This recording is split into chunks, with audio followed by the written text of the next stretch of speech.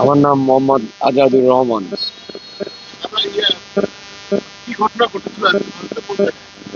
আমি আজকে সকালে বাংলাদেশের ইমিগ্রেশন পার হই 9:30টার পরে। 10টা, তো 10টার দিকে ইন্ডিয়ান বিএসএফ এন্ট্রি দিয়ে আমি ইন্ডিয়ান কাস্টমসে যখন ঢুকি, তখন ইন্ডিয়ান কাস্টমস আমার পাসপোর্ট নিয়ে চেক করে দেখে বলতেছে যে, একজন ভদ্রলোক বলতে যে, আপনি কি রুপি নিয়ে আসছেন?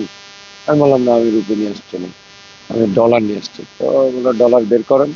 তো আমি ডলারটা বের করলাম। উনি গুনলেন ওনার নিজের হাতে, গুনে এদিকে আমাকে ডাকতেছে ওই আপনার যে মানি এক্সচেঞ্জার গুলো, লোকজন গুলো থাকে ওরা। তো বললো, আপনি কোন মানি এক্সচেঞ্জারের ওখানে যাবেন, ইমিগ্রেশন করাবেন? আমি বললাম, না, আমি নিজেই করবো। তখন উনি বলতেছে যে, তুমি কিভাবে করবা, পারবা একাই? আমি বললাম, হ্যাঁ। তাহলে যাওয়া কেমনে? আমি বললাম, যেতে পারবো। আমি বললাম, না, তুমি যদি না যেতে দাও তাহলে আমি কি ফেরত যাবো? বললাম, না, আমি কি বলছি, তুমি যাও। পরে ওইটা ওর মাথায় আছে। আমি নিজে ইমিগ্রেশনে সরাসরি ঢুকছি, কোনো মানি এক্সচেঞ্জারের কাছে যাইনি। ইমিগ্রেশন নিজে এম্বার্সন কার্ড যেটা আছে ওটা লিখে, ফর্মটা লিখে আমি জমা দিয়ে সুন্দর মতো ইমিগ্রেশন করে অ্যারাইভাল সিল মেরে আমি চলে গেছি মানি এক্সচেঞ্জার ওখানে, দিক দিয়ে চলে যাবো। তো মানি এক্সচেঞ্জারের ওই জায়গায় রহমান একটা মানি এক্সচেঞ্জার আছে।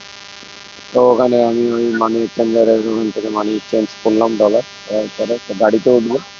তো ওখানে আর এক মানি এক্সচেঞ্জার ছিল, শম্ভু, ও আমাদের পরিচিত।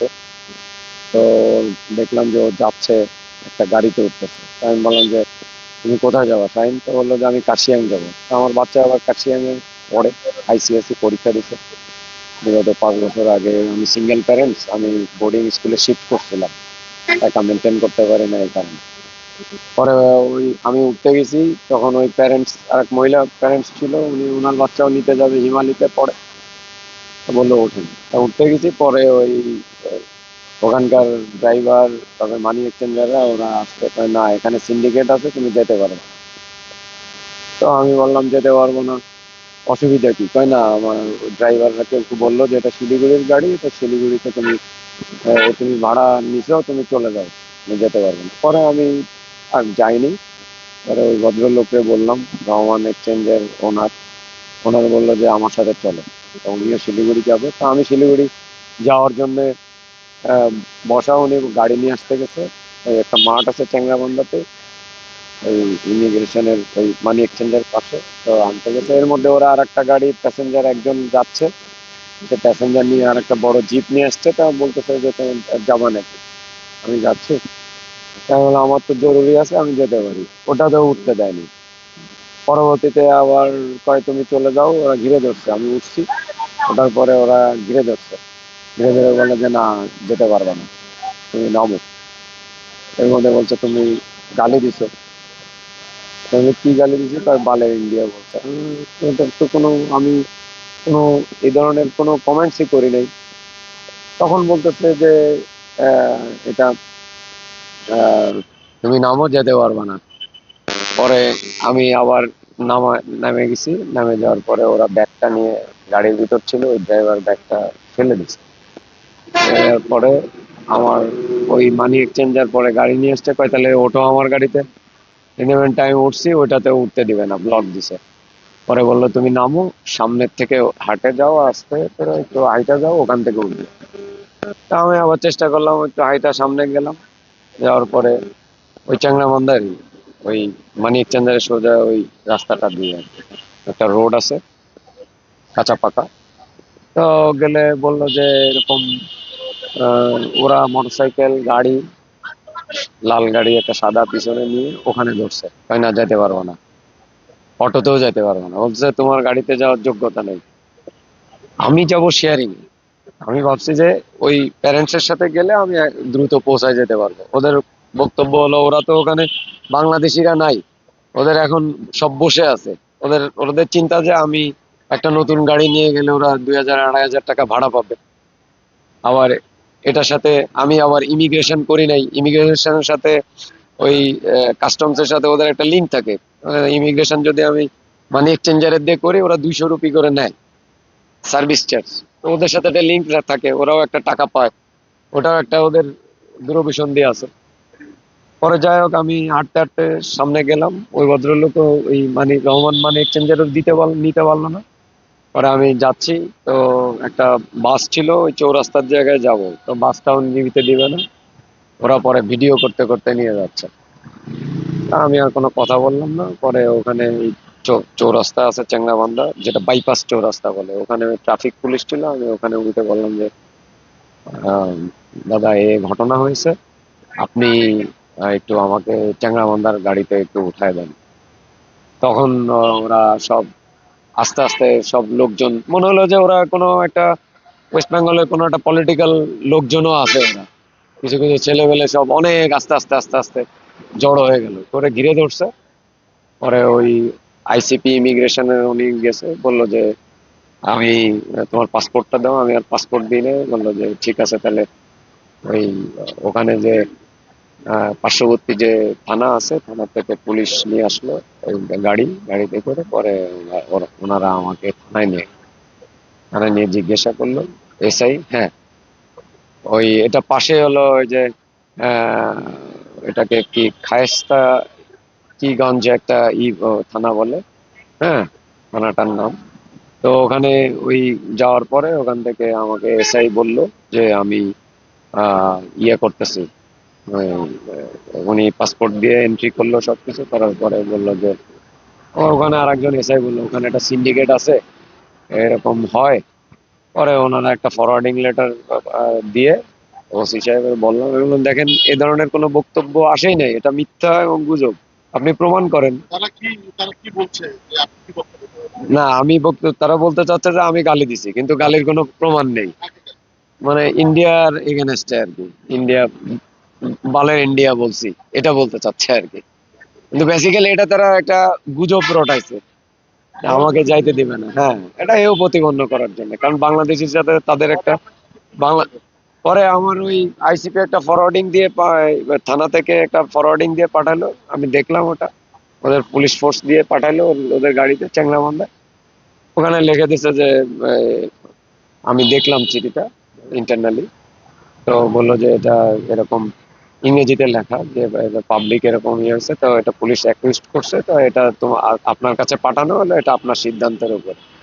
পরে আইসিপি ইমিগ্রেশন যে ভদ্রলোক ছিলেন, উনি আবার আমার ডেকে বললেন যে দেখো দেখো এটা নিউজ হয়ে গেছে, ভাইরাল হয়ে গেছে, তোমার যাওয়া ঠিক হবে না, বেটার তুমি বাংলাদেশ ব্যাক যাও। পরে এক্সিট সিল দিয়ে, আমি ঠিক আছে এক্সিট সিল দিয়ে পরে আমি বেরোনোর সময়, তখন ওরা আবার চারিপাশ দিয়ে ঘিরে ঘিরে ধরছে, যে সরি বলতে হবে। অনেক লোকজন, এদের যে ফোর্স ছিল, এরা তো ফোর্স বর্ডারে তো খালি হাতে থাকে ওরা। তো ওরা পরে আমার আইসিপি ইমিগ্রেশন বললো যে তুমি কানে কানে বললো তুমি একটু সরি বলো। আমি বললাম যে দেখেন আমি তো এই ধরনের বলি নাই, তারপরে যদি বলতে হয় আমি বলবো। পরে ওদেরকে সরায় আমাকে এই নিয়ে আসলো আর কি, কাস্টমস হয়ে বিএসএফ এর এখানে। এর মধ্যে আবার থানায়ও বিএসএফ এর লোকেরা গেছিল, সাউথ ইন্ডিয়ান ভদ্রলোক ছিল, সেও জিজ্ঞেস করলো। তখন আমি বললাম যে না, এখানে এরকম কিছু না, দেখো আমার গত 10 বছরে অনেক ভিসা আছে, আমি বিদেশি কোম্পানিতে চাকরি করছি, আমার বাচ্চাদের পড়াইছি, আমি কালচার এটা জানি। তো এটা একটা হেয় প্রতিপন্ন করার জন্য, এটা তারা একটা অপপ্রচার করার জন্য এই ধরনের একটা ভিডিও ভাইরাল করছে, এবং এটা মানে বাংলাদেশ ইন্ডিয়ার এই সম্পর্কটা নষ্ট হওয়ার জন্য এটা হয়েছে। সম্পর্কটা নষ্ট হয়েছে, নষ্ট কিছুদিন আগে এই সম্পর্কটা কিছুদিন আগে এই জিনিস,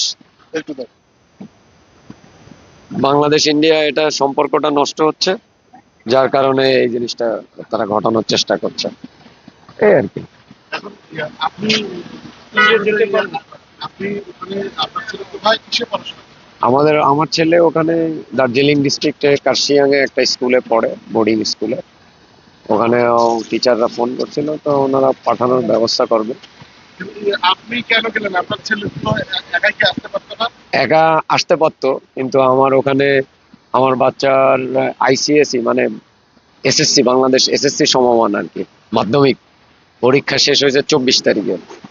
তো আমি ভিসা পেয়েছি, তো আমার বাচ্চার ওখানে বললো যে বাবা এখানে পেমেন্টের ইস্যু আছে, তুমি আসো, এসে আমার বেডিং থাকে, ওই লেপ থাকে, তারপরে ট্যাঙ্কি থাকে, বালিশ থাকে, কোল বালিশ থাকে, এগুলোকে আবার নিয়ে আসতে হয়।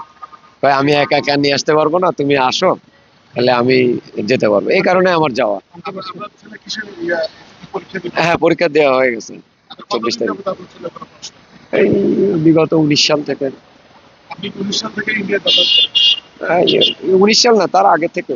কতবার গিয়েছেন? আমি বিদেশি কোম্পানিতে চাকরিতে করতাম, আমি অনেকবারই গেছি।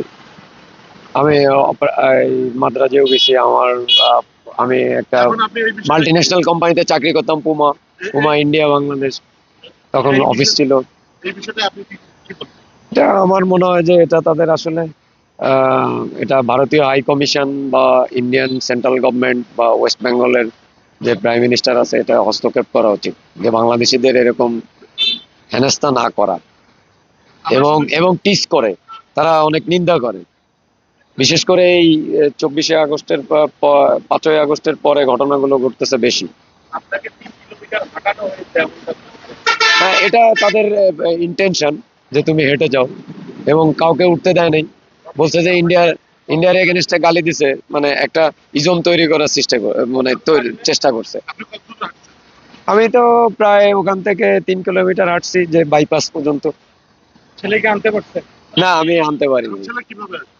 ছেলে হয়তো আমার স্কুলের থেকে বলছি যে আপনারা অ্যারেঞ্জমেন্ট করে আপনাদের দায়িত্বে পাঠাবেন, আমার আসা সম্ভব না, কারণ এটা আমাদের দেশের যে সমস্ত অন্য ধর্মের লোকেরা যাচ্ছে তাদের জন্য কোনো সমস্যা না, বিকজ আমাদের জন্য একটু সমস্যা, মুসলমানদের আমাদের জন্য। বলেন আপনি। বলতে চাচ্ছি যে দেখা যাচ্ছে যে আমাদের দেশে তো অনেক অন্য ধর্মের লোকেরা যায়, তাদের সাথে কিন্তু এরকম টিস করে না বা এরকম বিরক্ত করে না। হ্যাঁ, আমরা বাংলাদেশি, আর বিশেষ করে ওয়েস্ট বেঙ্গলে আমিও জানতে পারলাম কয়েকজনের সাথে কথা বলে, ওয়েস্ট বেঙ্গলে দেখা যাচ্ছে এটা বিভেদ তৈরি হচ্ছে বিভিন্ন রকম। মানে আপনি কি বলতে চাচ্ছেন যে মুসলমানরা গেলেই শুধু ঠিক? না, সেটাও ঠিক না, বাংলাদেশি হিসাবে আমাদের উপর একটু বেশি ইফেক্টেড, বেশি। ধন্যবাদ আপনাকে। জি, আপনার জি, জি, আরো কিছু কথা বলবো। জি। রিপোর্টার